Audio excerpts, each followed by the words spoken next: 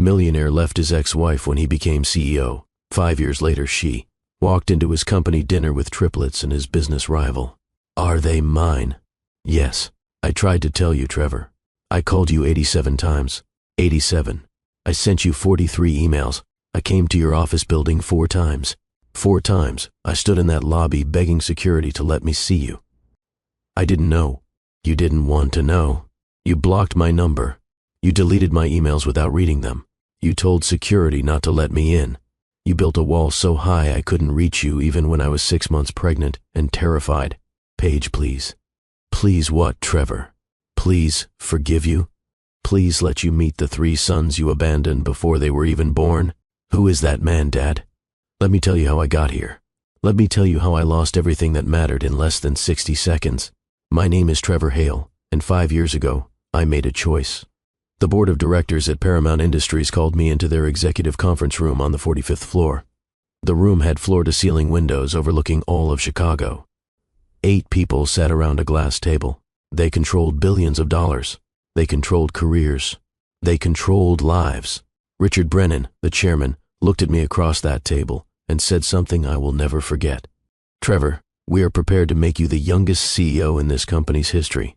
$2 million per year. Stock options worth another $3 million. You will have everything you have ever worked for. But there is one condition. What condition? You need to end your relationship with Paige Morrison. She doesn't fit our image. She works at a nonprofit in a poor neighborhood. She has no connections, no family wealth, no pedigree. When you become CEO, your personal life becomes our public image. We need someone beside you who opens doors for this company. Paige Morrison closes them. I sat in that conference room and I thought about my childhood. I grew up in South Chicago. My father lost his job at a manufacturing plant when I was 11 years old. My mother cleaned houses for wealthy families on the north side. She worked 6 days a week. I remember watching her count coins on our kitchen table to buy groceries. I remember wearing the same pair of shoes for 2 years because we couldn't afford new ones. I remember the shame of being the poor kid at school. I promised myself I would never be poor again. I promised myself I would climb out of that neighborhood and never look back. So when Richard Brennan offered me $2 million per year to walk away from the woman I loved, I took it. I chose the corner office. I chose the salary. I chose the image. And I destroyed everything real in my life. But I'm getting ahead of myself. Let me take you back to the beginning. Let me show you what love looked like before I killed it. 6 years ago, I met Paige Morrison in a bookstore in downtown Chicago. It was a Saturday afternoon in October. The bookstore was one of those old places with wooden floors and the smell of coffee and paper. I was looking for a business book, something about leadership or strategy, something to help me climb faster at Paramount Industries. Paige was in the community organizing section. She had auburn hair pulled back in a ponytail. She wore jeans and a green sweater. No makeup, no designer clothes, just natural beauty. We both reached for the same coffee at the counter. Our hands touched. We both pulled back and laughed. I'm sorry, I said. You take it. No, you were here first, she said. Her smile was genuine, not practiced or performed, just real. We started talking. I asked what she was reading. She showed me a book about grassroots community development. She told me she worked as a social worker in Englewood, one of Chicago's most struggling neighborhoods. She helped families find job training and housing assistance. What do you do? She asked me. I work at a tech company, corporate strategy. She didn't seem impressed by that, which was refreshing. Most women I met in Chicago were very interested when they heard I worked at Paramount Industries. They saw dollar signs and connections. Paige just nodded and went back to talking about her work. We talked for 20 minutes standing at that coffee counter. When I finally looked at my watch, I realized I had missed the meeting I was supposed to attend. I didn't care. Can I get your number? I asked. She smiled again. Sure. We went on our first date 3 days later. I took her to a restaurant I thought would impress her. White tablecloths, wine list, expensive menu. Paige looked uncomfortable the whole time. Can I be honest? She said halfway through dinner. This place is beautiful, but it's not really me. Want to get out of here? We left the fancy restaurant and walked to a taco truck 2 blocks away. We sat on a bench eating tacos and talking until midnight. Paige told me about growing up in a small town in Indiana. Her parents died in a car accident when she was 23. She had no siblings. She moved to Chicago because she wanted to do work that mattered. I make $38,000 a year, she said. I live in a studio apartment in a neighborhood most people are afraid to drive through. But I love my work.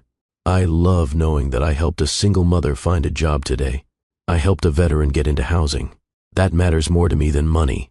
I admired that about her. In my world at Paramount Industries, everything was about money, profit margins and stock prices and quarterly earnings. Paige cared about people with real problems. I fell in love with her that night on the bench eating tacos. We dated for 2 years. I kept waiting for Paige to ask me for things. Designer purses, expensive dinners, trips to resorts. She never did. She was happy with walks in the park and cooking dinner at her tiny apartment and watching old movies on her laptop. She never asked me how much money I made. She never asked about my career ambitions. She just wanted to spend time with me. I bought an engagement ring, small diamond, simple band. I planned to propose on our 2-year anniversary. I was going to take her back to that taco truck where we had our first real date. I was going to get down on one knee right there on the sidewalk. Then the board called me into that conference room. We need to talk about your personal life, Trevor. That's how it started. Richard Brennan and 7 other board members sitting around that glass table, all of them looking at me like I was a problem they needed to solve. Your relationship with Paige Morrison is holding you back, Richard said. We've been discussing the CEO position. You are the top candidate. But we have concerns about your girlfriend. What concerns? She doesn't fit the image we need for Paramount Industries. Our CEO needs to represent success at every level, personal life included. We need a partner who comes from wealth and influence, someone whose family has connections to investors and business leaders. Paige Morrison is a social worker from Indiana. She brings nothing to the table. She brings everything to the table, I wanted to say. She's kind and intelligent and real, but I didn't say that. What are you asking me to do? We're asking you to make a choice, Richard said. End the relationship with Paige Morrison and we will make you CEO. Keep the relationship and someone else gets the position. They gave me 1 week to decide. I went home that night and I didn't call Paige. I sat in my apartment staring at the engagement ring. I thought about my childhood. I thought about my mother's hands red and raw from cleaning other people's houses. I thought about the shame I felt every time I couldn't afford what other kids had. $2 million per year would mean I never had to feel that shame again. It would mean I won. I climbed out of poverty and made something of myself, but it would also mean walking away from Paige. I told myself I would explain it to her. I would tell her the truth. I would say the board gave me an ultimatum and I had to choose my career. Maybe she would understand, but I knew she wouldn't understand because Paige believed in love more than money. She believed in staying true to yourself more than selling out for a salary. So I decided to lie. I called her on a Monday morning. Can we meet? I asked. At our coffee shop. The coffee shop was the place we went to every Sunday morning. Small place in Paige's neighborhood. We would sit by the window and read the newspaper together and split a muffin. Paige was already there when I arrived. She smiled when she saw me. That real smile that made me fall in love with her in the bookstore 2 years ago. Hey, she said. I ordered you a coffee. Black, no sugar. Thanks. We sat down at our usual table by the window. Outside, people walked past on the sidewalk. Life continued like normal, but nothing was normal about this moment. What did you want to talk about? Paige asked. I looked at her face. No makeup, freckles on her nose, green eyes that looked at me like I was the most important person in the world. And I was about to destroy her. I have been thinking a lot this week, I said. About us, about our relationship. Okay, she said slowly. Her smile faded. I think we want different things in life. I think it's better if we end this now before it gets more complicated. Paige stared at me. What are you talking about? I'm saying the relationship is over. Her face went pale. Why? Everything was fine last week. You said you loved me. What changed? I realized we're not compatible long term.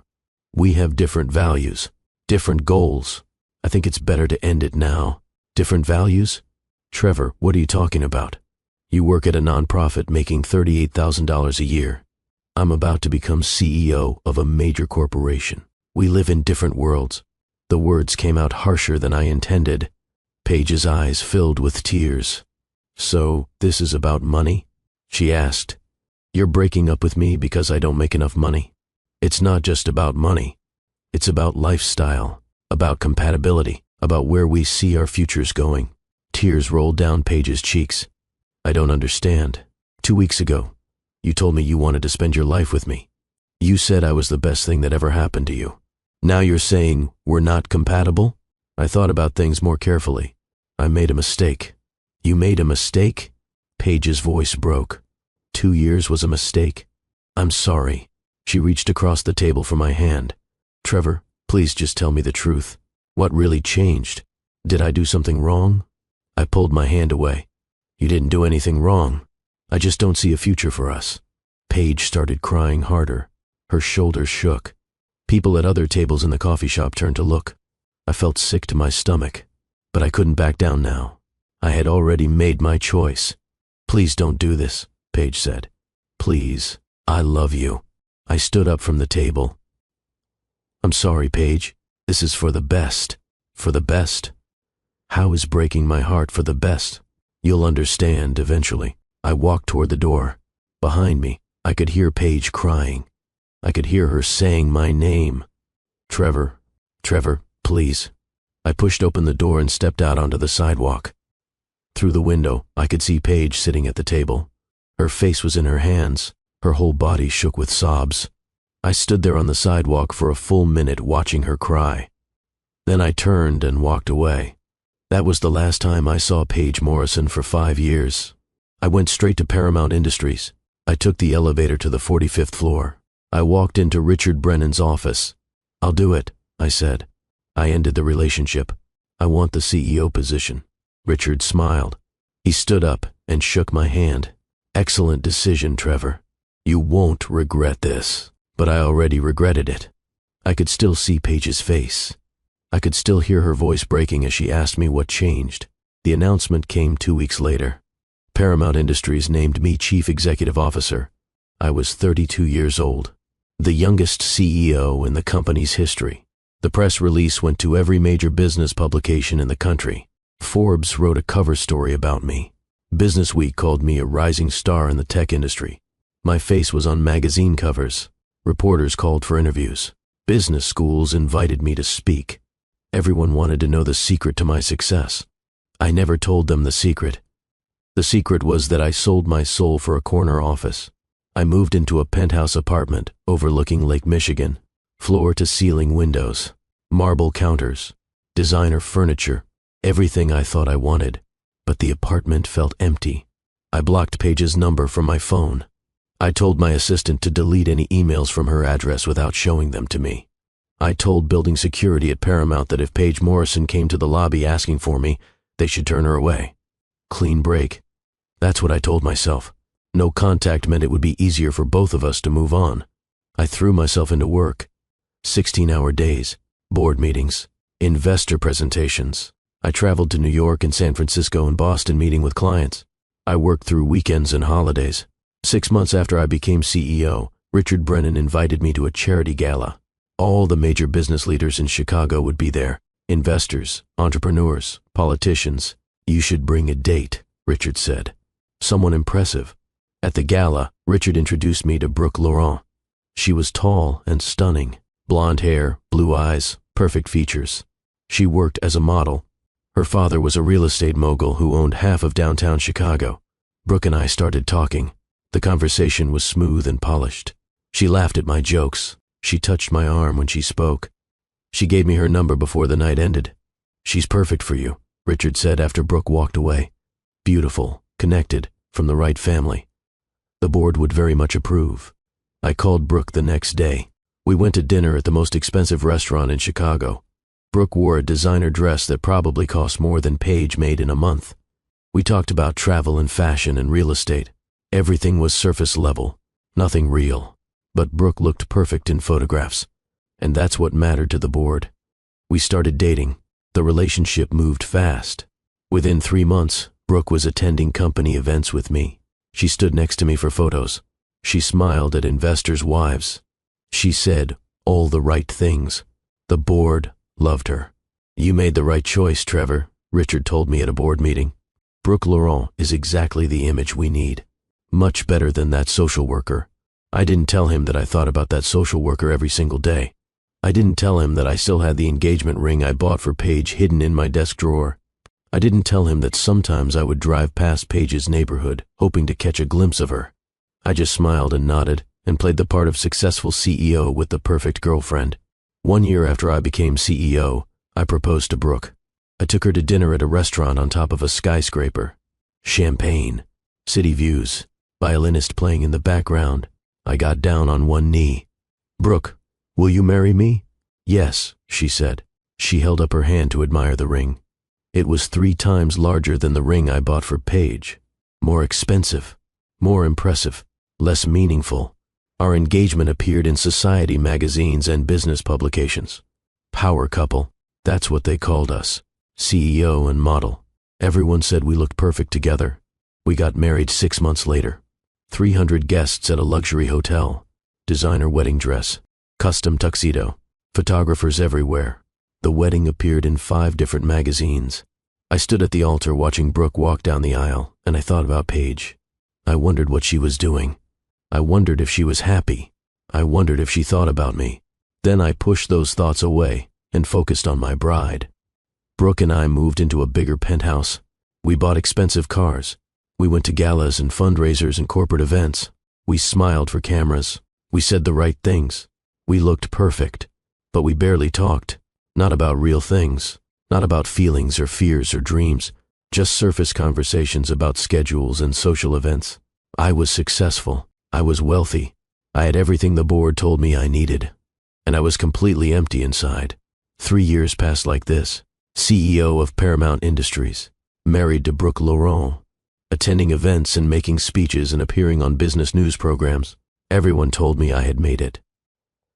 I had achieved the American dream. Then came the annual Paramount Industries Gala. The gala was the biggest event of the year. 200 guests, investors, board members, corporate leaders from across Chicago, crystal chandeliers, live music, 5-course dinner. I spent months planning every detail, the guest list, the menu, the seating arrangements. Everything had to be perfect. The night of the gala, I arrived early. I wore my most expensive tuxedo. Brooke wore a red designer gown that cost $12,000. We stood at the entrance greeting guests as they arrived. Richard Brennan pulled me aside. Excellent turnout, Trevor. The Henderson Investment Group is here. Wellington Capital sent their senior partners. This is exactly what we needed. I nodded and smiled. I had given this same smile at 100 events. Professional, confident, successful. The guests moved into the main ballroom. Waiters served champagne. A string quartet played in the corner. Everyone was dressed in evening wear. Jewels glittered under the chandeliers. Watches that cost more than cars. Shoes that cost more than monthly rent. This was my world now. Wealth and image and performance. Dinner was about to be served when the very important person entrance doors opened. I was standing near the head table holding a glass of champagne. I glanced toward the doors expecting to see another investor or board member. Instead, I saw Paige Morrison. Time seemed to stop. She looked different than she did 5 years ago. Her auburn hair was styled in an elegant updo. She wore a sophisticated navy blue gown, but it was unmistakably her, the woman I walked away from in that coffee shop. But Paige wasn't alone. A man walked beside her. His hand rested on her lower back. I recognized him immediately. Zachary West, CEO of Vertex Solutions, Paramount Industries' biggest competitor. Zachary West was younger than me by 2 years. He had built Vertex Solutions from nothing into a major tech company. The business press loved him. They called him the ethical entrepreneur, the CEO who cared about his employees. Everything Paramount Industries wasn't, but I barely processed Zachary's presence, because walking beside Paige and Zachary were 3 small boys. Triplets. Identical triplets. They couldn't have been more than 5 years old. All 3 wore matching navy suits with small bow ties.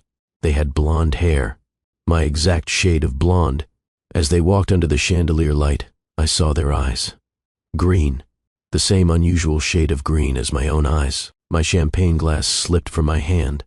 The sound of crystal shattering on marble floor cut through the music and conversation. Everyone in the ballroom turned to look. 200 faces, all staring at me. I couldn't move. I couldn't breathe. I stared at the 3 boys walking beside Paige. They had my blonde hair, my green eyes. As they walked closer, I could see their faces more clearly. They had my nose, my jaw, my features, just smaller and younger. One of the boys looked up at the sound of breaking glass. He looked directly at me. It was like looking at a photograph of myself at age 5. "Oh my God," Richard Brennan whispered beside me. He saw it too. The entire ballroom had gone silent. No music, no conversation, just 200 people watching Paige and Zachary West walk through the room with 3 blonde boys who looked exactly like me. Brooke stood up from her chair at the head table. She turned and stared at the boys. Then she looked at me. "Trevor," she said. Her voice was loud enough for everyone nearby to hear. "Who are those children?" I couldn't answer. My throat had closed up. My hands were shaking. Paige and Zachary reached their assigned table, table 7. Close enough to the front to matter, but not at the head table where I sat. Paige helped the 3 boys into their seats. She moved with calm grace, as if she hadn't just walked into her ex-boyfriend. It's company gala with 3 children who were clearly his biological sons. Zachary pulled out Paige's chair. She sat down and smiled at him. A genuine smile. The same smile she used to give me. One of the boys tugged on Zachary's sleeve. "Who is that man, Dad?" The word echoed through the silent ballroom. "Dad." The boy called Zachary Dad. I felt like I had been punched in the chest. "Trevor." Brooke's voice was sharp now. "Trevor, answer me. Who are those children?" Whispers erupted around the ballroom. Heads turned between me at the head table and Paige's family at table 7. Camera phones appeared. Flashes went off. This was going to be all over the news by morning. "I need a moment," I managed to say. I walked away from the head table, through a side door, into an empty hallway. My hands were shaking so badly I had to lean against the wall. Paige had children. 3 identical boys who looked exactly like me. The math was simple. The boys appeared to be about 5 years old. 5 years ago, I walked away from Paige in that coffee shop. She must have been pregnant. And I never knew because I blocked her number. I deleted her emails. I told security to deny her access. I built a wall so high she couldn't reach me even when she was carrying my children. The hallway door opened. Richard Brennan stepped through. His face was red with anger. "Trevor, what the hell is going on? Who are those children?" "I don't know," I said. "Don't lie to me. Those boys look exactly like you. Everyone in that ballroom can see it. I didn't know about them. I swear I didn't know." "Didn't know?" Richard's voice rose. "You have 3 illegitimate children, and you didn't know?" "Paige and I broke up 5 years ago. I never heard from her after that. Did you block her from contacting you?" My silence was answer enough. Richard swore. "Do you have any idea what this does to Paramount? Our CEO has secret children with Zachary West's wife. This is a disaster. I need to talk to her," I said. "Absolutely not. Not here. Not in front of 200 investors. You are going to go back into that ballroom and sit through dinner and act like nothing is wrong. We will deal with this tomorrow. I can't just sit there." "You can, and you will," Richard said. "The board made you CEO. The board can unmake you. Now get back in there." I followed Richard back into the ballroom. Every eye tracked me as I walked to the head table. Brooke wouldn't look at me. The other board members whispered among themselves. I forced myself to sit down. From my position, I had a clear view of table 7. Paige sat beside Zachary. He was helping the triplets with their napkins. The boys were well behaved, sitting quietly, talking to each other in low voices. One of the boys looked up and caught me staring. He tugged on Paige's sleeve and pointed at me. Paige turned and looked directly at me. Her face showed nothing. No anger, no sadness, no recognition. She looked at me like I was a stranger.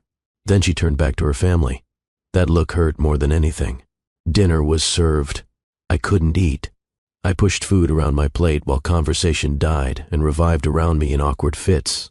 I watched Zachary West help the triplets cut their chicken. I watched Paige lean over to wipe sauce from one boy's chin. I watched the 3 boys laugh at something Zachary said. They looked like a complete family. A happy family. A family I should have been part of. After dinner, I was supposed to give a speech. I had prepared remarks about Paramount's growth and future vision. The words felt meaningless now. I stood at the podium. 200 faces looked up at me. My prepared speech sat in front of me. I started reading. Good evening. Thank you all for coming to Paramount Industries' annual gala. This year has been remarkable for our company. We have expanded into new markets, increased shareholder value, and strengthened our position as industry leaders. My eyes drifted to table 7. Paige was looking down at her hands. Zachary's arm rested on the back of her chair.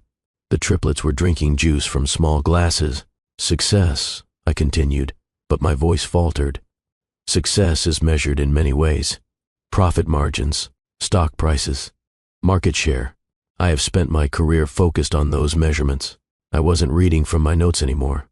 The words came from somewhere deeper. But standing here tonight, I'm realizing that maybe I've been measuring the wrong things. 6 years ago, I made a choice. I chose my career over someone I loved. I was told that to be a successful CEO, I needed to prioritize image over authenticity, status over substance. I listened, and I lost everything that actually mattered. Richard Brennan was making cutting motions with his hand, telling me to stop. I ignored him. Tonight, I'm seeing the consequences of that choice. I'm seeing what I threw away, and I'm understanding, maybe for the first time, what real success looks like. I stepped away from the podium. I walked down from the stage and across the ballroom floor. People moved aside as I approached table 7. Zachary West stood up. He positioned himself slightly in front of Paige and the boys. His expression was calm but firm. "Trevor," Zachary said quietly, "this isn't the place." "I know. I'm sorry. I just need to ask." I looked at the 3 boys. "What are their names?"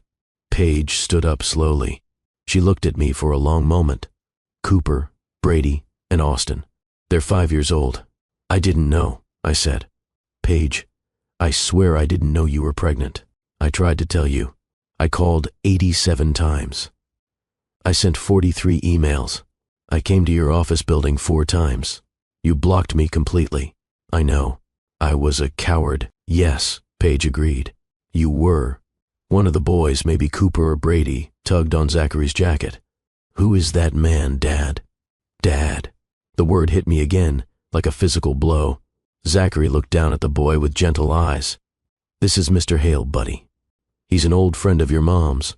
An old friend, not your biological father. Just an old friend. I want to be part of their lives," I said.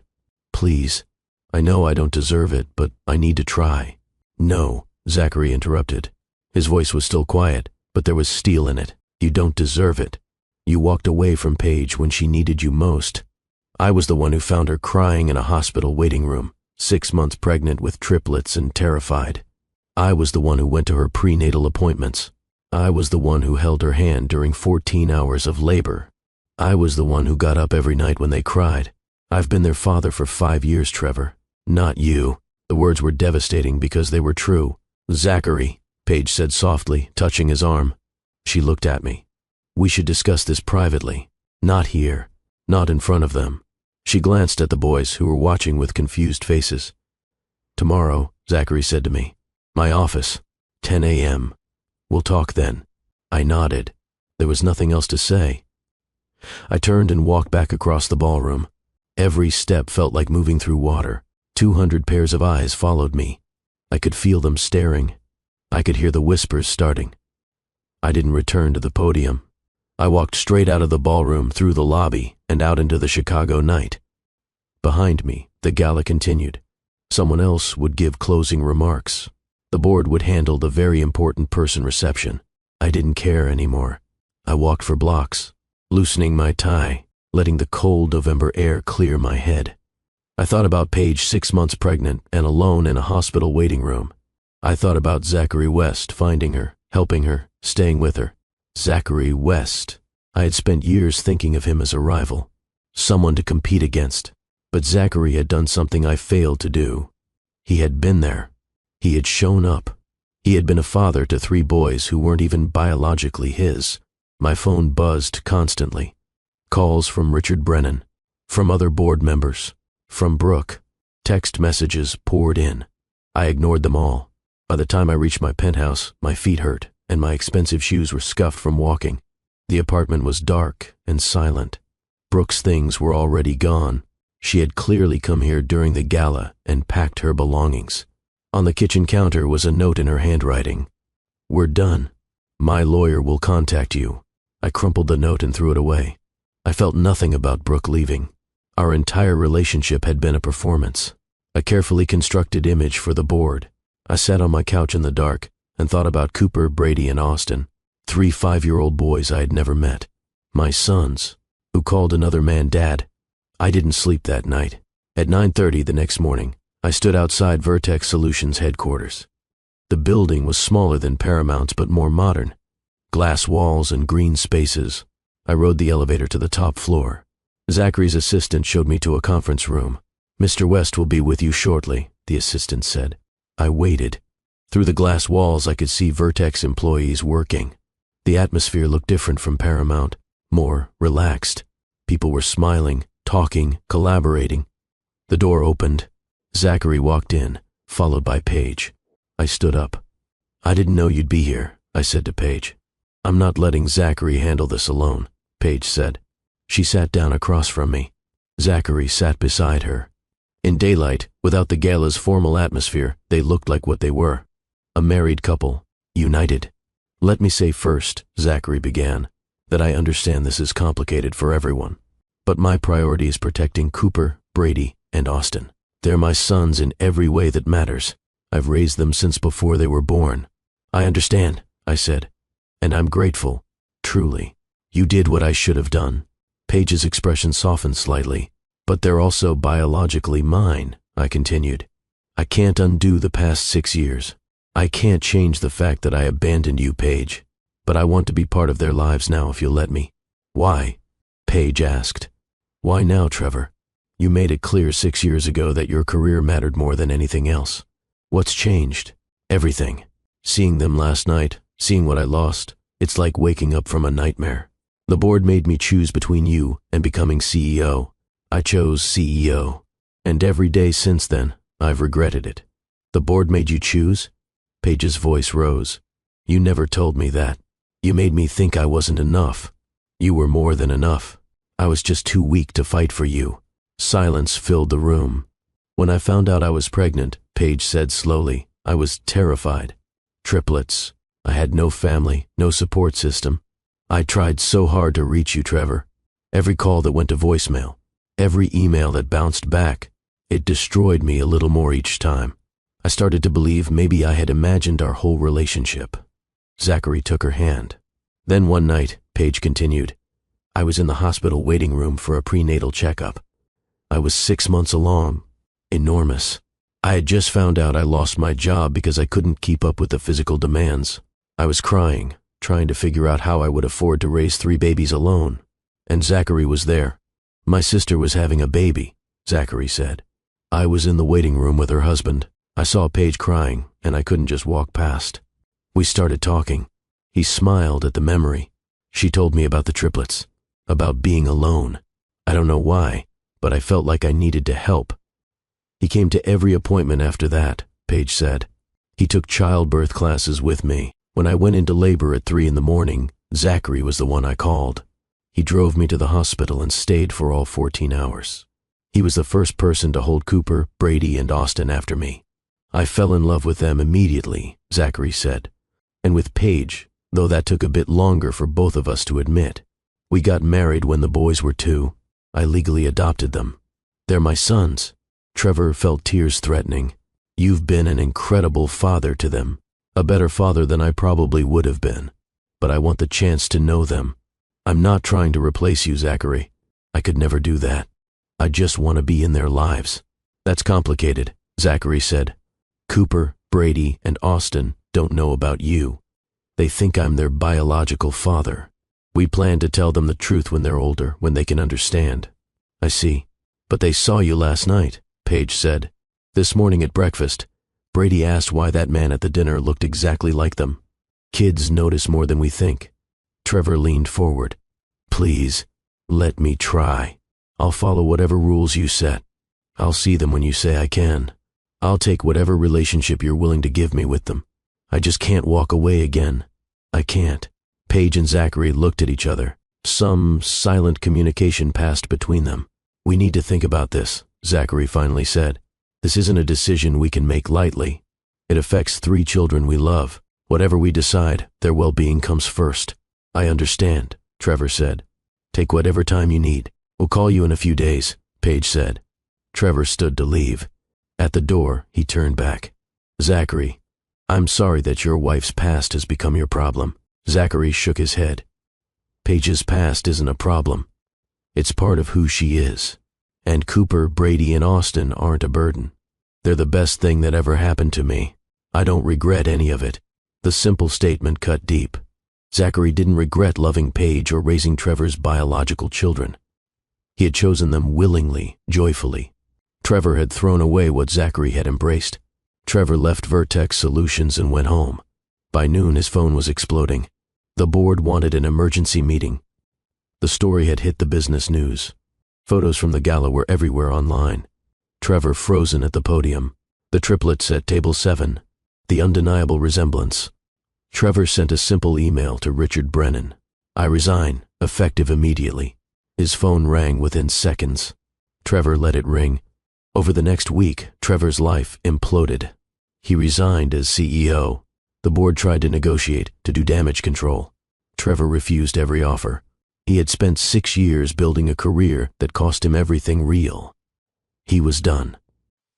Brooke's lawyer filed divorce papers. Trevor signed them without reading them and gave her whatever she wanted. Business news outlets published think pieces about the scandal. Some were sympathetic. Most weren't. Trevor Hale became a cautionary tale. The CEO who prioritized image over integrity and paid the price. Trevor didn't care. He waited for Paige and Zachary's decision. If you've ever made a choice that destroyed everything, leave a comment below. And if you're wondering whether Trevor gets a second chance with his sons, hit that subscribe button. Because what happens next will restore your faith in redemption, or break your heart trying. 8 days after the gala, Paige called. "We've decided," she said without preamble. "You can meet them. Zachary and I will be there. We're going to tell them the truth. That Zachary is their dad in every way that matters, but that you're their biological father. They might not understand everything, but they deserve honesty." "Thank you," Trevor said. His voice broke. "Don't thank me yet. If you hurt them, if you make promises you can't keep, if you disappear again, I will never forgive you. Neither will Zachary. I won't disappear. I swear. Saturday at 2 p.m., our house in Oak Park. Zachary will text you the address." The call ended. Saturday came. Trevor woke up at 6 in the morning even though he was not sure he had slept at all. He took a shower. He brushed his teeth 3 times. He tried to eat breakfast but felt too nervous. Trevor looked through his suitcase. He brought 3 different shirts. He put on jeans and a blue button-down shirt. Then he changed. He put on khaki pants and a green sweater. Then he changed again. He finally settled on jeans and a simple gray shirt. At 9 o'clock, Trevor left his hotel. The drive to Oak Park took 20 minutes.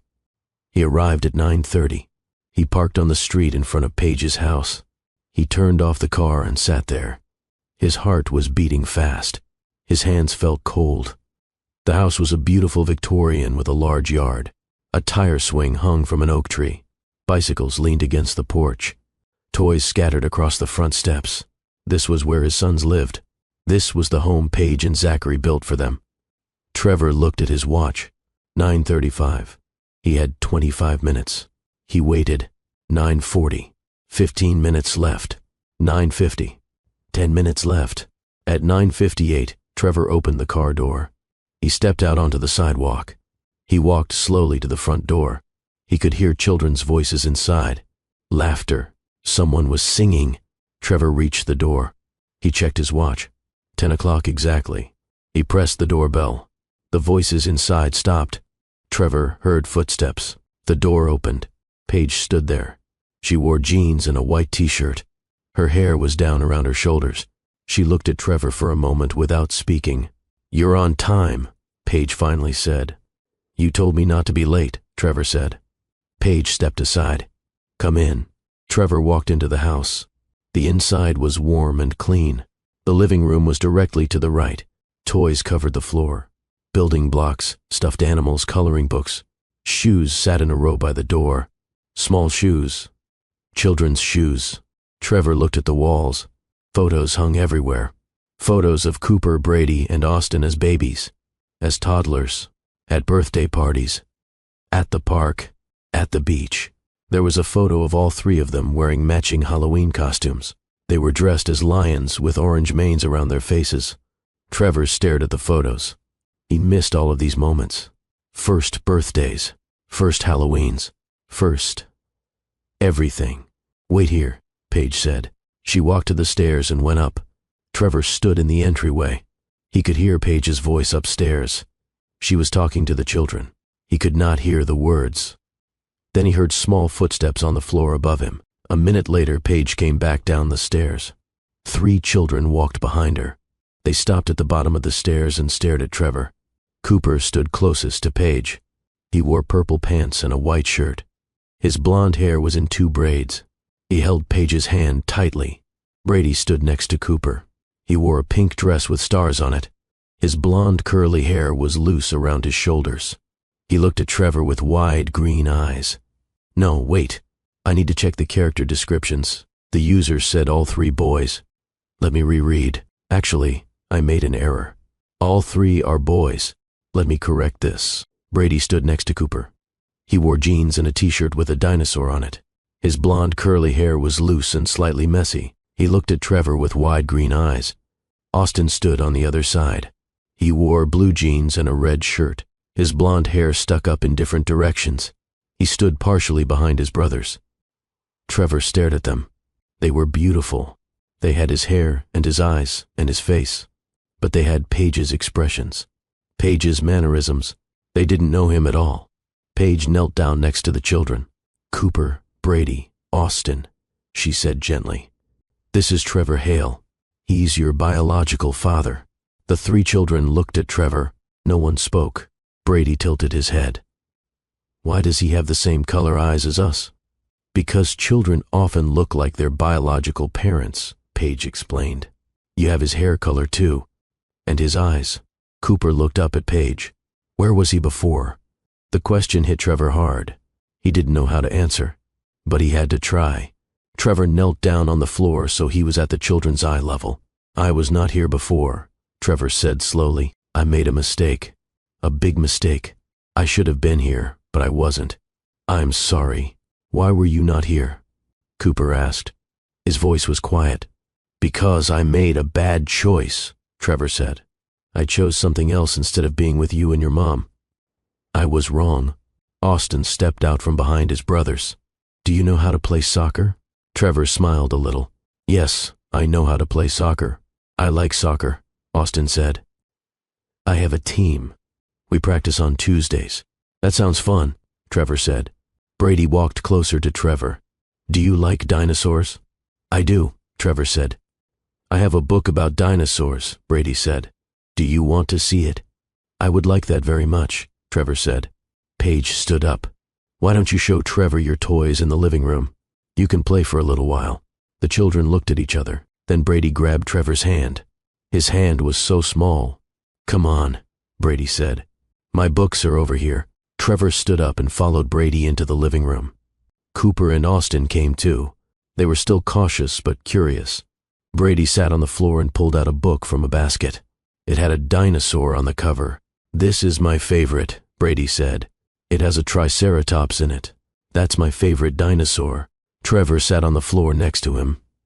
"Can you show me?" Brady opened the book and pointed to a picture. "See? 3 horns. That's why it's called triceratops."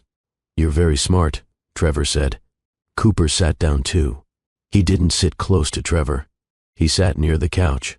He watched carefully. Austin brought over a soccer ball. "Can you show me how to kick it?" "Maybe outside later if your mom says it's okay," Trevor said. Paige sat on the couch. She didn't leave the room. She watched everything. Zachary came down the stairs. He stood in the doorway for a moment, watching Trevor sit on the floor with the boys. Then he walked into the living room and sat next to Paige. For the next hour, Trevor sat on the living room floor with Cooper, Brady, and Austin. Brady showed him all his books. He told Trevor about every dinosaur and every animal. He explained which ones ate plants and which ones ate meat. He showed Trevor pictures and read some of the words. Cooper eventually brought over some drawings he made. He showed them to Trevor, but didn't let Trevor touch them. He held each drawing up and explained what it was. This is our house. This is the park. This is my teacher. Austin talked about his soccer team. He talked about his friend Marcus, who also played. He talked about how he scored a goal last week. He demonstrated his kick in slow motion. The children didn't call Trevor Dad. They called him Trevor. That was okay. Trevor didn't expect them to call him Dad. Not yet. Maybe not ever. After 1 hour, Paige stood up. Okay, kids. It's time for Trevor to go. All ready? Brady asked. Yes, Paige said. Trevor will come back another time. Austin looked at Trevor. Will you come to my soccer game? If your mom says I can, then yes, Trevor said. Paige walked Trevor to the door. The children followed. They stood in the entryway looking at him. Thank you for letting me visit, Trevor said to the children. Thank you for showing me your books and your drawings and telling me about soccer. Bye, Trevor, Brady said. Bye, Austin said. Cooper didn't say anything. He just looked at Trevor. Trevor walked out the door and down the steps. He turned back. Paige stood in the doorway with Cooper, Brady, and Austin beside her. They looked like a complete family, a family that Trevor was not really part of yet. Trevor got in his car and started the engine. As he drove away, he looked in the rearview mirror. Paige was still standing in the doorway. The children were waving. Trevor drove down the street and turned the corner. He pulled over and stopped the car. He sat there for a long time. He just met his children. His 3 5-year-old children. They showed him their toys and their books. They talked to him. They let him sit with them. It was only 1 hour. It was only the beginning, but it was something. Trevor put his head down on the steering wheel.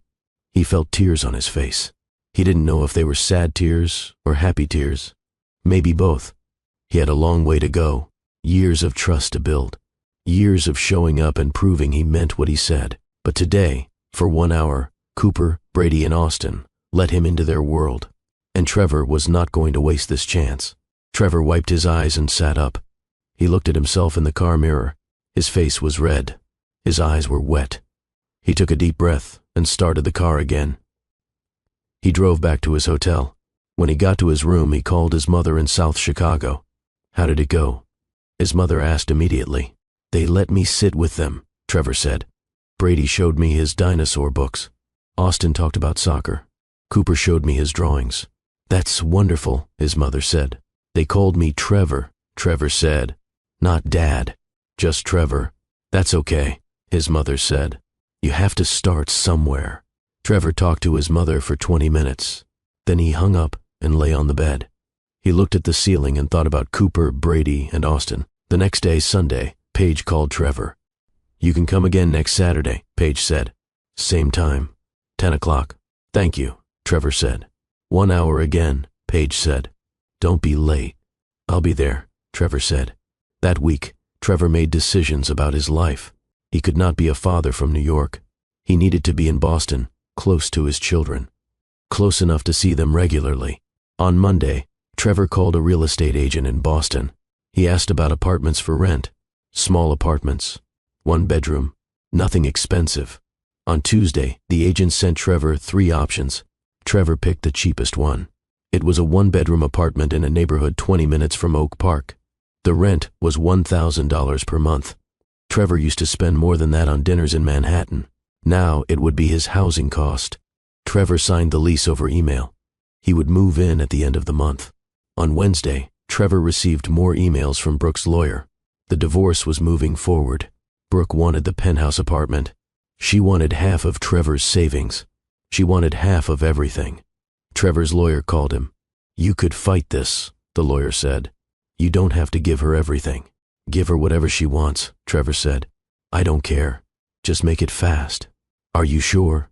The lawyer asked. Yes, Trevor said. On Thursday, Trevor called his bank. He asked about his Paramount Industries stock. He still owned shares worth $8 million. Trevor told the bank to sell all of it. All of it? The banker asked. Mr. Hale, are you certain? That's a significant asset. Sell it, Trevor said. The stock sold on Friday. $8 million appeared in Trevor's account. Trevor immediately transferred $6 million into 3 separate trust accounts. $2 million for Cooper, $2 million for Brady, $2 million for Austin. College funds, money they could access when they turned 18. Trevor called Paige on Friday evening. I set up college funds for the children, Trevor said. $2 million each. The accounts are in their names. You can manage them until they're adults. Paige was quiet for a moment. That's a lot of money, Trevor. It's the least I can do, Trevor said. I missed 5 years. I can't give them back that time, but I can make sure they have opportunities. Thank you, Paige said. Her voice was softer than usual. But money doesn't make up for being present. I know, Trevor said. That's why I'm moving to Boston. I signed a lease for an apartment. I'm moving at the end of this month. Paige was quiet again. You're moving here? Yes, Trevor said. I can't be a father from New York. I need to be close to them. Okay, Paige said. Saturday came again. Trevor drove to Oak Park. He arrived at 10 o'clock exactly. He knocked on the door. Paige opened it. Cooper, Brady, and Austin stood behind her. Hi, Trevor, Brady said. Hi, Brady, Trevor said. The second visit was easier than the first. The children were less scared. They showed Trevor more toys. Austin brought out building blocks, and they built a tower together. Cooper sat on the couch and drew pictures. He didn't talk much, but he stayed in the room. After 1 hour, Paige said it was time for Trevor to leave. The children said goodbye. Trevor came back the next Saturday, and the Saturday after that, and the Saturday after that. Every Saturday for 6 months, Trevor drove to Oak Park at 10 o'clock in the morning. He stayed for 1 hour. He sat on the living room floor with Cooper, Brady, and Austin. He listened to their stories. He looked at their drawings and their books. He played with their toys. The children were always polite, but they were distant. They called him Trevor. They didn't hug him. They didn't ask him personal questions. Sometimes Trevor brought small gifts. Coloring books for Cooper, new dinosaur books for Brady, a soccer ball for Austin. Paige allowed the gifts but told Trevor not to bring expensive things. They don't need toys, Paige said. They need consistency. During those 6 months, Trevor's old life completely fell apart. Brooke finalized the divorce. She took the penthouse and half of Trevor's money. Her lawyer sent the final papers in July. Trevor signed them without reading. News articles about the scandal continued for weeks. Business magazines wrote stories about Trevor's fall from power. TechVision appointed a new CEO. Trevor's name was removed from the company website. Trevor became known as the CEO who abandoned his children. Reporters called him. Trevor never answered. His reputation was destroyed. He didn't care anymore. In August, Trevor moved into his small apartment in Boston. The apartment had 1 bedroom, a tiny kitchen, and a living room barely big enough for a couch. The walls were white and empty. Trevor brought almost nothing from New York, just clothes and a few books. He needed a job. He could not live off his remaining money forever. Trevor applied to tech companies in Boston. Most rejected him immediately. The scandal made him unhireable. No one wanted a CEO with a destroyed reputation. Finally, a small tech startup called him for an interview. The company had 15 employees. They created software for small businesses. The CEO was a woman named Rachel Kim. She was 30 years old and built the company herself. Rachel interviewed Trevor in a small office. I know about your situation, Rachel said. I read the articles. I'm going to be honest with you, Trevor. Most companies won't hire you. Your name is associated with scandal. I understand, Trevor said. But I believe people can change, Rachel continued. I believe in second chances.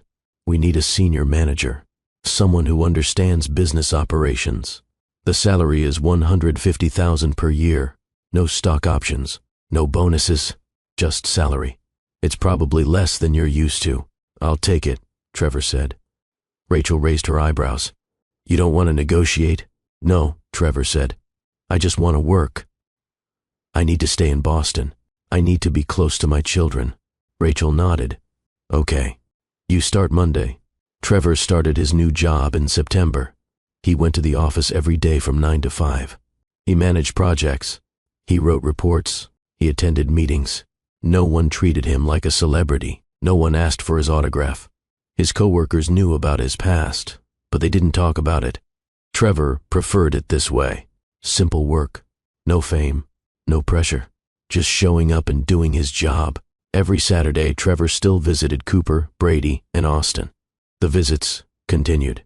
1 hour every week. Trevor never missed a Saturday. Not once.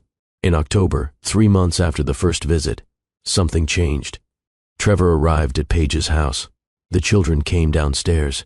Cooper walked into the living room and sat next to Trevor on the couch instead of across the room. It was a small thing, but it meant everything. Cooper was starting to trust him. In November, 4 months in, Brady brought Trevor a book. "Can you read this to me?" Brady asked. Trevor's throat felt tight. "Yes, I would love to." He read the book to Brady. Brady sat next to him and looked at the pictures. When Trevor finished, Brady said thank you and ran off to play. In December, 5 months in, Austin asked Trevor to play soccer in the backyard. Paige said it was okay. They went outside. The yard was small, but big enough to kick a ball. Austin showed Trevor how he practiced. They kicked the ball back and forth. "You're really good," Trevor said. "I've been practicing a lot," Austin said. "Coach says I might be the best on the team." "I believe it," Trevor said. They played for 15 minutes. Then Paige called them inside. Austin ran to the door. Trevor followed. These small moments meant everything to Trevor. Cooper sitting near him. Brady asking him to read. Austin playing soccer with him. The children were warming up slowly, very slowly, but it was happening. One Saturday in late December, 6 months after the first visit, Trevor was playing soccer with Austin in the backyard. Austin kicked the ball hard. It went over the fence into the neighbor's yard. "I'll get it," Austin yelled. He ran to the fence. "Be careful," Trevor called after him. Austin climbed on a small step stool near the fence and reached over. He grabbed the ball. "I got it, Dad." Then Austin froze. He turned around and looked at Trevor with wide eyes. He realized what he said. "I'm sorry," Austin said quickly. He looked scared. "I didn't mean to." Austin dropped the ball and ran into the house. Trevor heard the back door slam. Trevor stood in the yard alone. His heart was pounding. Austin called him Dad. For 1 second, Austin called him Dad. Trevor walked slowly to the back door. He went inside. Paige was in the kitchen. Austin was standing next to her with his face buried in her side. "I'm sorry, Mommy," Austin was saying. "I didn't mean to call him that." Paige looked at Trevor. Then she looked down at Austin. "It's okay, sweetie," Paige said. "You didn't do anything wrong." "But he's not my dad," Austin said. "He wasn't here before." Trevor knelt down on the kitchen floor. "Austin, can you look at me?" Trevor said. Austin turned his head slightly. "You can call me whatever feels right to you," Trevor said. "You can call me Trevor. You can call me Dad. You can call me anything. There's no wrong answer." "Okay," Austin nodded, but did not say anything. The visit ended a few minutes later. Trevor left. He drove back to his apartment. He walked inside and closed the door. His apartment was quiet and empty. Trevor sat on his couch. He thought about Austin's face when he realized what he said. Austin looked terrified. He thought he did something wrong by calling Trevor Dad. Trevor put his head in his hands. Austin might never call him Dad again. Cooper might never call him Dad. Brady might never call him Dad. They might always call him Trevor. That was okay. Trevor did not deserve the title of father. Not yet. Maybe not ever. But for 1 second, Austin said it. 1 second where Trevor was Dad. And Trevor would give up everything he ever had 1,000 times over for one more chance to hear it. Have you ever lost something before you even knew you had it? Have you ever watched a door close that you didn't know was open? If this story is hitting you in the heart, leave a comment telling me about a second chance you wish you had. And subscribe, because Trevor's journey is about to show you what real redemption looks like when you refuse to give up. Trevor woke up the next morning in his small apartment. Sunlight came through the window. He made coffee and sat at his kitchen table. The table was small, just 2 chairs, nothing like the dining room in his penthouse. Trevor thought about Austin calling him Dad. He thought about Austin's scared face afterward. Trevor picked up his phone. He almost called Paige, but then stopped. He would see them again on Saturday. 5 more days. The week passed slowly. Trevor went to work every day at the tech startup. He managed projects and attended meetings. He ate lunch alone at his desk. He went home to his empty apartment every night. On Wednesday, Paige called him. "Hello," Trevor answered. "Hi," Paige said.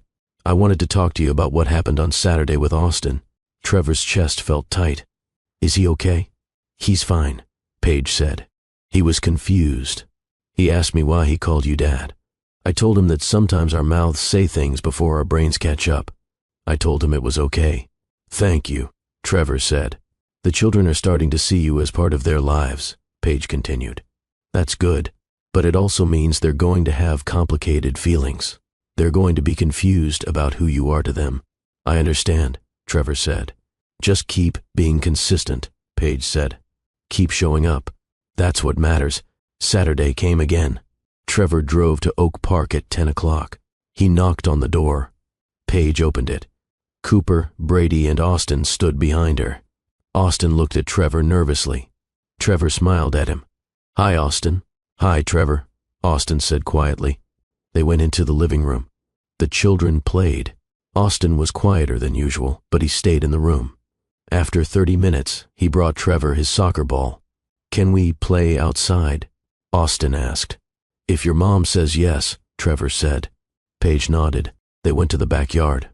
Trevor and Austin kicked the ball back and forth. Neither of them mentioned what happened last week, but Austin smiled more. He laughed when Trevor missed the ball. The visits continued every Saturday. 1 hour. Trevor never missed a week. In January, 7 months after the first visit, Paige called Trevor on a Tuesday. "The triplets are turning 6 years old in September," Paige said. "I'm planning a birthday party. Just a small party in the backyard with some of their friends from school." Trevor waited. He did not know why Paige was telling him this. "I wanted to know if you would like to come," Paige said. Trevor felt tears in his eyes. "Yes, I would like that very much." "It's on Saturday, September 15th at 2 in the afternoon," Paige said. "I'll send you the details." "Thank you," Trevor said. Months passed. Trevor kept working at the startup. He kept living in his small apartment. He kept visiting Cooper, Brady, and Austin every Saturday. In March, 8 months in, Cooper brought Trevor one of his drawings. "This is for you," Cooper said. "You can keep it." The drawing showed a house with a tree. 5 stick figures stood in front of the house. 1 tall figure labeled Mom. 1 tall figure labeled Dad. 3 small figures labeled Cooper, Brady, and Austin. And 1 more tall figure labeled Trevor. "This is beautiful," Trevor said. "Thank you, Cooper." Cooper smiled a little. Then he went back to his coloring books. Trevor looked at the drawing. He was in it. He was part of their picture. Not as Dad, just as Trevor, but he was there. In June, Brady asked Trevor about his job. "What do you do at work?" Brady asked. "I help a small company organize their projects," Trevor said. "I make sure everyone knows what they are supposed to do." "Is it fun?" Brady asked. "Sometimes," Trevor said. "It's not exciting, but I like it. It lets me stay in Boston near you." "I'm glad you live in Boston," Brady said. Then he went back to his books. Trevor felt his throat get tight. Brady was glad he lived in Boston. He wanted Trevor nearby. In July, Paige called Trevor again. "I think we can increase the visits," Paige said. "You've been consistent for almost a year. You haven't missed a single Saturday. The children are comfortable with you now. What are you suggesting?" Trevor asked. "You can come twice a week," Paige said. "Saturdays at 10 and Wednesdays after school at 4, but only for 1 hour each time." "Yes," Trevor said immediately. "Thank you. The same rules apply," Paige said. "Be on time. Be consistent. If you say you will be there, you have to be there." "I will be there," Trevor said. Starting in August, Trevor visited twice a week, Saturdays and Wednesdays. He helped Austin practice soccer in the backyard. He read books to Brady. He looked at Cooper's drawings and told him he was talented. September 15th arrived, the triplets' 6th birthday. Trevor drove to Oak Park at 2 o'clock in the afternoon. Cars filled the street. Parents were dropping off children for the party. Trevor parked and walked to the house. The front door was open. He could hear children's voices and music. Trevor went to the backyard. The yard was decorated with balloons and streamers. A table had a birthday cake with 6 candles. About 15 children ran around playing. Parents stood in groups talking. Paige saw Trevor and walked over. "Hi," she said. "Thank you for coming." "Thank you for inviting me," Trevor said. Cooper, Brady, and Austin were playing with their friends. They did not notice Trevor at first. Then Austin looked up and saw him. Austin ran over. "Trevor, you came," Austin said. "Of course I came," Trevor said. "It's your birthday." Brady ran over too. "Did you bring presents?" Trevor laughed. "Yes, they're in my car. I'll get them." Trevor went to his car and came back with 3 wrapped boxes. He put them on the gift table. For the next 2 hours, Trevor stayed at the party. He helped serve cake. He helped organize games. He took photos. He was just another adult helping out. But he was there. He was present. Near the end of the party, Cooper walked up to Trevor. He didn't say anything. He just stood next to him and held his hand for a minute. Then he ran off to play with his friends. Trevor looked down at his hand. Cooper had held it. Just for a minute. But he chose to stand next to him. After all the other children left, Trevor helped Paige clean up. They picked up paper plates and cups. They took down decorations. Cooper, Brady, and Austin opened their presents inside. "Thank you for helping," Paige said. "I wanted to," Trevor said. They worked in silence for a few minutes. Then Paige stopped and looked at Trevor. "You're doing better than I expected," she said. Trevor looked at her. "Really?" "Yes," Paige said. "You've been consistent. You show up when you say you will. You don't make promises you can't keep. The children trust you now, not completely, but they're getting there." "Thank you for giving me this chance," Trevor said. "I know I don't deserve it." "No one deserves anything," Paige said. "We just do our best with what we have. You missed the first 5 years of their lives. You can't change that, but you can be here for what comes next." Trevor nodded. "That's all I want." 1 year passed since Trevor first met Cooper, Brady, and Austin. It was now October. Trevor still visited twice a week. The children were comfortable with him now. They talked to him about school and friends. They showed him their homework. They asked him questions about his life. They still called him Trevor, not Dad. Trevor did not push it. Maybe one day they would call him Dad. Maybe they would not. That was their choice. One Saturday in October, Trevor arrived at 10 o'clock. Paige let him in. The children were in the living room. Cooper was drawing. Brady was reading. Austin was building something with blocks. "Hi, Trevor," they all said when he walked in. Trevor sat on the floor with them.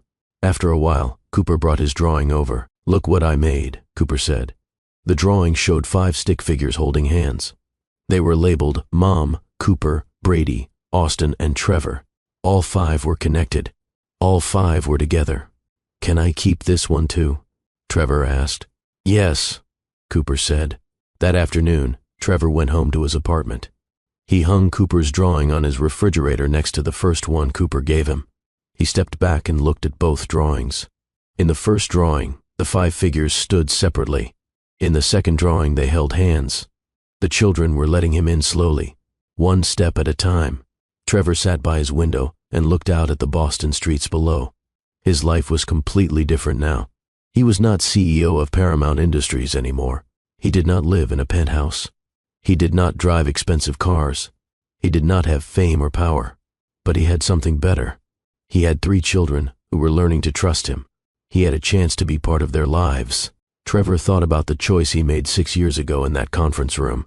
The board told him to choose between Paige and becoming CEO. Trevor chose CEO. He chose money and power and image. He lost everything that mattered. But now he was making different choices. He chose to resign from Paramount. He chose to move to Boston. He chose to show up every week for Cooper, Brady, and Austin. He chose to be present even when it was hard. Even when the children did not call him Dad. Even when they kept him at a distance. Trevor could not fix the past. He could not get back the first 5 years. He missed their births and their first words and their first steps. He missed so much. That pain would never go away. But he could be here now. He could show up. He could be consistent. He could prove that he meant what he said. Paige was right. Children do not need perfection. They need presence. They need someone who shows up week after week. Someone who keeps promises. Someone who proves through actions that they care. Trevor made a promise to himself. He would visit Cooper, Brady, and Austin every week for the rest of his life.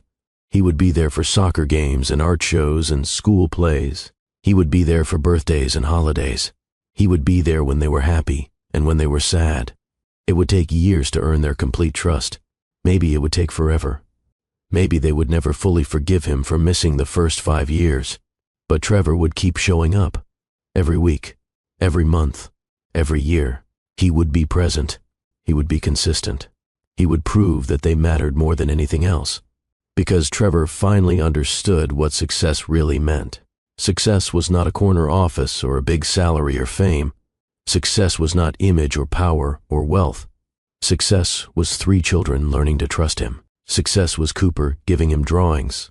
Success was Brady asking him to read. Success was Austin playing soccer with him in the backyard. Success was showing up even when you don't deserve a second chance. Success was doing the work to repair what you broke. Success was choosing family over everything else. Trevor looked at the drawings on his refrigerator one more time. 5 stick figures holding hands. Mom, Cooper, Brady, Austin, and Trevor. He was part of their picture now. Not perfectly, not completely, but he was there. And Trevor would never walk away again. 2 years after the gala, Trevor received a call from Paige. "The boys want to know if you'd come to their soccer game on Saturday," she said. "It's their first year playing, and they're very excited." "I'd love to," Trevor said. "But what about our regular visit? We were thinking maybe you could come to the game and then stay for dinner after." "If you want dinner." A family dinner. The invitation felt monumental. "I'd really like that," Trevor said. Saturday came. Trevor drove to the Oak Park Youth Soccer Field. He found Paige and Zachary in the stands. They had saved him a seat. Trevor watched Cooper, Brady, and Austin run around the field in matching jerseys. Their blonde hair was bright in the sunlight. They were not very good yet. They were only 7, but they played with joy and enthusiasm. When Austin scored a goal, he turned and looked at the stands. His face lit up when he saw his family there. He waved at Paige, at Zachary, and at Trevor. Trevor waved back. His heart was full. After the game, they all went back to the house. Zachary grilled burgers while Paige made salad. The boys changed out of their uniforms and ran around the backyard, still full of energy. Trevor helped set the table. It was such a simple domestic task, but it felt significant. He was helping. He was part of this. They ate dinner together as the sun set. The boys talked over each other about the game, about school, about their friends. Paige and Zachary listened with patient attention. Trevor mostly stayed quiet, just soaking in the normalcy of it all. This was what he had thrown away 6 years ago. Not the specific people, but the possibility. The chance for genuine connection, for family, for love that was not performed for an audience. After dinner, while Zachary helped the boys with their bath time, Paige and Trevor cleaned up the kitchen. "Thank you for coming today," Paige said. "The boys were really excited that you'd be there." "Thank you for inviting me," Trevor said. "This means everything." Paige dried a plate thoughtfully. "You know, I spent years being angry at you, for leaving, for blocking me, for missing their births." The anger was justified. It was, Trevor agreed, but holding on to it wasn't helping anyone, Paige said. "Zachary helped me see that. He said that forgiveness isn't about excusing what you did. It's about releasing the power it has over my life. Have you forgiven me?" Trevor asked quietly. Paige considered. "I'm working on it. Watching you show up consistently, seeing how you respect Zachary's role, how you don't try to buy the boys' affection or push for more than we're ready to give. It helps. You're doing the work, Trevor. That matters. I'll keep doing it," Trevor said. "For as long as you'll let me." "I know you will," Paige said. "And I think eventually I'll get to full forgiveness. I'm not there yet, but I'm closer than I was." It was not absolution, but it was grace, and Trevor would take it. Upstairs, Trevor heard Zachary reading a bedtime story. The boys were laughing at the funny voices he made. Zachary was an incredible father. Present, engaged, loving. Everything Trevor had not been and was trying to become. Before Trevor left that night, Cooper ran down the stairs in his pajamas. "Trevor, wait," Cooper called. Cooper held out a small toy car. "I want you to have this. You can bring it back next time." Trevor knelt down and took the car carefully. "Are you sure? This looks important." "It is," Cooper said seriously. "That's why I'm letting you borrow it. So you have to come back. Trevor felt his eyes sting. I'll take very good care of it. And yes, I'll definitely come back. Cooper smiled and ran back upstairs. Trevor stood on the porch with Paige and Zachary. He looked at the small toy car in his hand, red with racing stripes, worn smooth from being played with. He's never let anyone borrow that car before, Zachary said quietly. Not even his brothers. The significance was not lost on Trevor. Cooper was learning to trust him. Trevor drove home with the toy car in his cup holder. In his apartment, he placed it carefully on his desk next to the family drawings. These were his treasures now. Not stock portfolios or corner offices or six-figure bonuses. A child's drawing and a borrowed toy car. Evidence that he was becoming part of something real. 4 years after the gala, the boys were 9 years old. Trevor had been part of their lives for 4 years now. More than half of their lifetime. He saw them weekly. He attended their school events, their sports games, their birthday parties. He was Uncle Trevor to their friends. Just Trevor to Cooper, Brady, and Austin. And he was okay with that. One Saturday in spring, Trevor arrived for his weekly visit. Paige opened the door with an unusual expression, similar to the day the boys had shown him the family tree drawing. What's going on? Trevor asked. The boys have something they want to ask you, Paige said. In the living room, Cooper, Brady, and Austin sat on the couch in a row. They looked nervous. Zachary stood nearby, his hand on Paige's shoulder. He nodded encouragingly at the boys. Trevor, Brady started. We've been talking, and we have a question. Okay, Trevor said, sitting down in the chair across from them. What's up?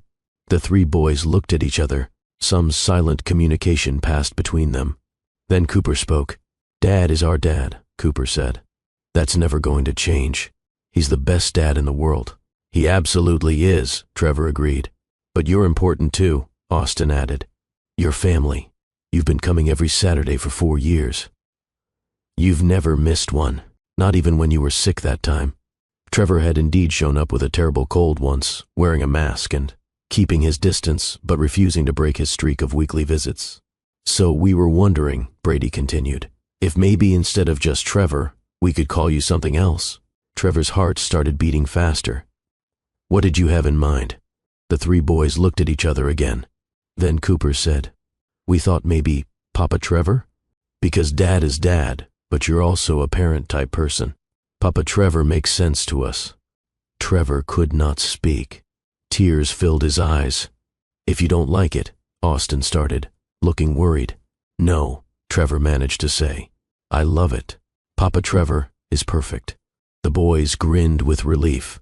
We checked with Dad first, Brady said. We wanted to make sure he was okay with it. Trevor looked at Zachary, who nodded. They came to me last week with the idea, Zachary said.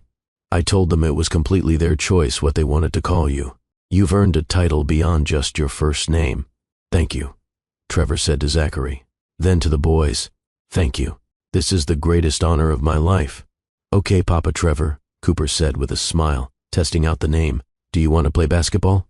Just like that, with a child's ability to move on from big moments, they went outside to play. But Trevor carried the moment with him. Papa Trevor, not Dad. That belonged to Zachary, but a parent figure nonetheless, a role he had earned through consistency and presence. That night, Trevor called his mother in South Chicago. They have a name for me now, he told her. Papa Trevor. His mother was quiet for a moment. Oh, Trevor, that's wonderful. I never thought I'd get here, Mom. After everything I threw away, I never thought I'd have any kind of relationship with them. You're getting a second chance, his mother said. Not everyone gets that. Don't waste it. I won't, Trevor promised. I show up for them the way I should have from the beginning, the way I wish I had shown up for Paige. Have you told her that? Not in so many words. Maybe you should. The following week, Trevor arrived early for his Saturday visit. Paige answered the door. The boys are still at their swimming lesson with Zachary, she said. They'll be home in about 30 minutes. You can wait inside if you want. Trevor followed her into the living room. Paige made tea. They sat in the kind of comfortable silence that comes from years of forced proximity slowly transforming into something like friendship. Paige, Trevor said finally, I never properly apologized. You've apologized many times, not the right way. I apologized for not knowing about the boys, for blocking you, for missing their births. But I never apologized for the core of it. For walking away from you in that coffee shop 6 years ago. For choosing a career over you. For being too weak to fight for what we had. Paige set down her teacup. Trevor, I loved you, Trevor continued. I was in love with you. And when the board told me you were not suitable for a CEO's wife, I should have told them to go to hell. I should have fought for us. Instead, I protected my career. I lied to you and made you think you were not enough, when the truth was that I was not enough. I was not strong enough or brave enough. And I'm sorry. I'm so deeply sorry for that betrayal. Paige's eyes were bright with tears. I appreciate that. Genuinely. You and Zachary have built something beautiful, Trevor said. Those boys are incredible, and I know that if I had stayed, if I had been the one to raise them, they might not have turned out the same. Zachary is the father they needed, but I wish I had been strong enough to be the man you needed back then. You were not, Paige said simply, and that hurt terribly. But Trevor, I need you to hear this. I'm happy. I love Zachary deeply. He's my partner in every sense. What we have together, the life we've built, I would not trade it for anything. Not even for a version of the past where you didn't walk away.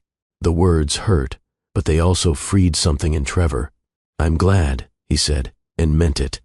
You deserve that happiness. So do you, Paige said. Are you happy, Trevor? He considered. I'm not miserable anymore. For years after becoming CEO, I felt hollow. Now I feel like I'm building something real. The boys, my work helping small businesses instead of maximizing shareholder value. My life in that small apartment instead of a penthouse I never felt at home in. It's not the life I thought I wanted, but it might be the life I needed. That's good, Paige said. The boys love having you in their lives, you know. Cooper told me last week that Papa Trevor is his favorite Saturday tradition. Really, you've become part of their world, Trevor. Maybe not in the way you originally would have been, but in a meaningful way nonetheless. The front door opened. The boys tumbled in with Zachary, wet-haired and energetic. Papa Trevor, Austin yelled. You're early. Do you want to see the dive I learned? Definitely, Trevor said. As the boys dragged him upstairs to show him videos on Zachary's phone, Trevor glanced back at Paige. She smiled at him, a genuine smile of friendship and shared purpose. They were Caro parents now, in a strange and unconventional way. Not the way Trevor had once imagined, but real nonetheless. 5 years after the gala, Trevor stood in the backyard of Zachary and Paige's house watching Cooper, Brady, and Austin play with their friends. It was their 10th birthday party. The yard was full of children running around, parents talking in groups and decorations everywhere. A banner read, Happy 10th birthday Cooper, Brady, and Austin. Zachary came over and handed Trevor a beer. Hell of a turnout, Zachary said. They're popular kids, Trevor observed.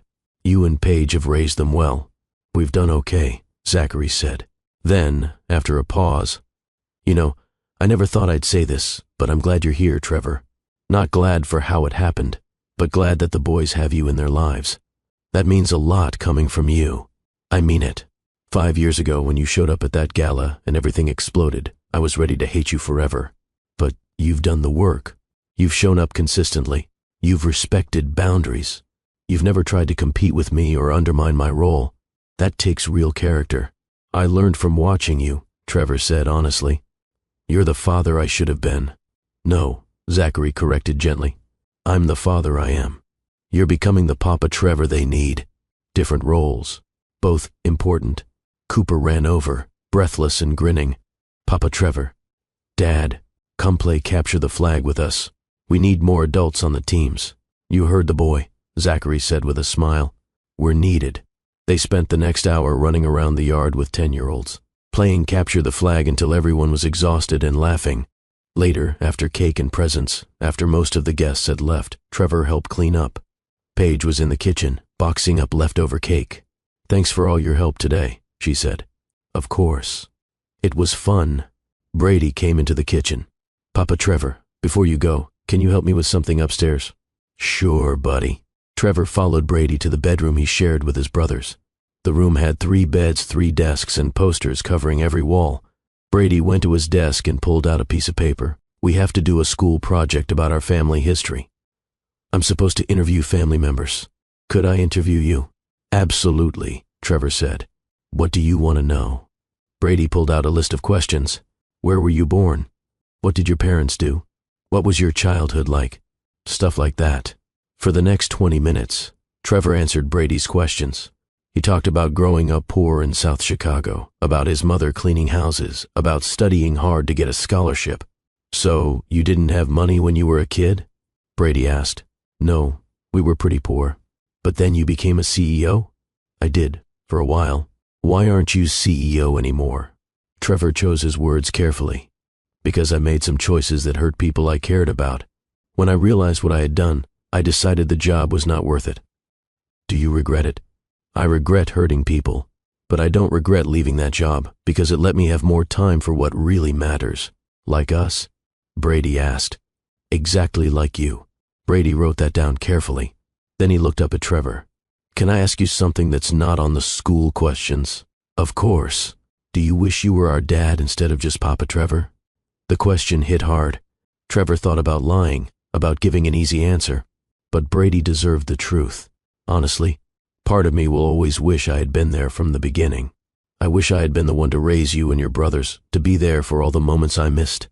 But another part of me knows that Zachary is the father you were meant to have. He's patient and present in ways I was not capable of being back then. So I'm grateful I get to be Papa Trevor, even if I wish I had earned the right to be more. Brady nodded seriously, processing this. I'm glad you're Papa Trevor. Dad is Dad, and that's perfect. But having you two makes our family bigger. I'm glad too, buddy. That night, as Trevor drove home, he thought about Brady's question. Did he wish he were their dad instead of just Papa Trevor? Of course he did. He would always wish he had made different choices 6 years ago. He would always carry the regret of walking away from Paige, of missing the boys' early years, of choosing a career over family. But wishes could not change the past.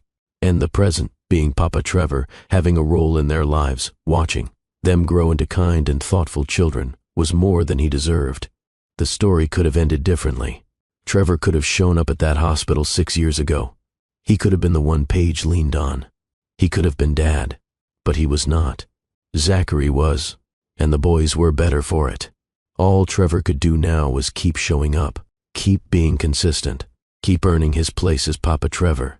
It was not the fairy tale ending. There was no grand reconciliation with Paige, no replacing Zachary, no undoing the past.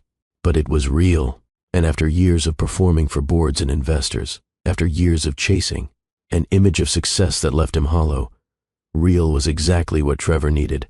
6 years after the gala, Trevor stood at his apartment window looking out at the Boston skyline. It was a Saturday morning, 9 o'clock. In 1 hour, he would drive to Oak Park and knock on that blue door. Cooper, Brady, and Austin would open it. They would say Papa Trevor and tackle him with hugs. This was his life now. Simple, modest, real. Trevor thought about the letter he had written to his younger self. The letter he kept in his desk drawer. The letter warning himself not to make the choice that destroyed everything. But that letter could not change the past. No letter could. No amount of regret or apology could undo 6 years. All Trevor had was now. And now was enough. He looked at the photos on his walls. Pictures of the boys at various ages. Always with Paige and Zachary, but with Trevor present in the frame. Papa Trevor, part of the family in his own unique way. He looked at the drawings on his refrigerator. The family tree with 5 stick figures holding hands. He looked at the small red toy car on his desk, the one Cooper had lent him years ago and then regifted permanently. These were his treasures, evidence that he had earned his way back. Not all the way, never all the way, but enough. Trevor picked up his keys. It was time to go. As he drove to Oak Park, he thought about success. Real success. He had been CEO of Paramount Industries for 5 years. He had made millions of dollars. He had been on magazine covers and television programs. He had been photographed and interviewed and celebrated. None of that mattered now. What mattered was that in 10 minutes, he would knock on a blue door and 3 boys would open it. What mattered was that he showed up. Every week, without fail, for 6 years. What mattered was that he proved through actions, not words, that they were more important than anything else. Trevor pulled up to the house at 9:55. He sat in his car for 5 minutes. The same ritual he had followed for 6 years. Gathering himself, preparing. At exactly 10 o'clock, He walked to the door and knocked. The door flew open. 3 blond boys with green eyes looked up at him. "Papa Trevor," they said in unison. They tackled him with hugs, all 3 at once. Trevor knelt down and wrapped his arms around them. Zachary appeared in the doorway. He smiled and nodded at Trevor. Paige came up behind Zachary. She smiled too. "Come in," she said. "We're making pancakes." Trevor followed his family inside. The door closed behind him. This was redemption. Not dramatic or perfect. Just showing up, week after week, year after year. Being present, being consistent, being part of their lives in whatever way they would allow. Trevor Hale had lost everything 6 years ago. His career, his reputation, his chance to be there from the beginning. But he had gained something more valuable. 3 sons who called him Papa Trevor, a place in their family, a purpose that actually mattered. He had learned the hardest lesson, that success is not measured in corner offices or stock prices or magazine covers. Success is measured in Saturday mornings, in pancake breakfasts, in soccer games and birthday parties, in children's laughter and trust earned slowly over years. Success is choosing to show up, even when you don't deserve it, even when the door should be closed, even when you have no right to ask for grace, and then doing the work to earn that grace every single day. If you're watching this and you've ever walked away from something that mattered, I want you to know it's not too late. Redemption is possible, but it requires work, consistency, humility, time. It requires showing up again and again even when you don't deserve it. If this story moved you, hit that subscribe button and share it with someone who needs to hear that second chances are real. And drop a comment telling me what success means to you. Because maybe, just maybe, we've all been measuring the wrong things. Trevor sat at the kitchen table with Cooper, Brady, and Austin. They were talking about school and friends and the soccer game later that afternoon. Zachary flipped pancakes at the stove. Paige poured orange juice. This was family. Messy and complicated and unconventional, but real. Trevor had spent his whole life climbing towards something. Success, achievement, proof that he mattered. But he had been climbing the wrong ladder. Real success was right here, in this kitchen, with these people, living a life that mattered, not because of what he achieved, but because of who he showed up for. "Papa Trevor," Austin said, tugging on his sleeve. "Are you coming to my game today?" "Of course," Trevor said. "I wouldn't miss it." And that was the truth.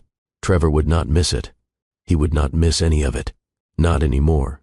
He had missed the first 5 years. That debt could never be repaid. That regret would never fully fade. But he would be there for everything that came next. Every game, every birthday, every milestone, every ordinary Saturday morning. Because that is what Papa Trevor did. He showed up. And 6 years after losing everything, Trevor finally understood that showing up was everything. The pancakes were ready. Zachary brought them to the table. The family sat down together. Paige said a quick blessing. Then everyone ate and talked and laughed. Through the window, morning sunlight filled the kitchen. Outside, the world continued. But inside this house, in this moment, everything was exactly as it should be. Trevor had climbed to the top of the corporate world and found it empty. He had fallen from that height and lost everything. But in losing everything, he found what actually mattered. He found redemption. Not given, earned. He found family. Not through biology alone, but through presence and consistency and years of proving he meant what he said. He found success. Not in a corner office, but in a kitchen full of pancakes and laughter. And 3 boys who finally trusted him enough to call him Papa Trevor. And that was worth more than every $1 million he ever made. Worth more than every magazine cover. Worth more than every achievement and award and accolade. This was real, and real was everything. Trevor looked around the table at his family, at Paige, who had forgiven him enough to let him into her home, at Zachary, who had shown him what real fatherhood looked like, at Cooper, Brady, and Austin, who had given him a second chance he never deserved. And Trevor made a silent promise, a promise he had made 1,000 times before and would make 1,000 times again. "I will keep showing up. I will be here, always." Not because it was easy, not because he had earned it, but because they mattered more than anything else in the world. And finally, after 6 years of mistakes and regret and slow, painful redemption, Trevor Hale understood what his life was really for. Not to build empires, not to chase wealth, not to prove anything to anyone, but to be present, to be consistent, to be Papa Trevor, and that was enough.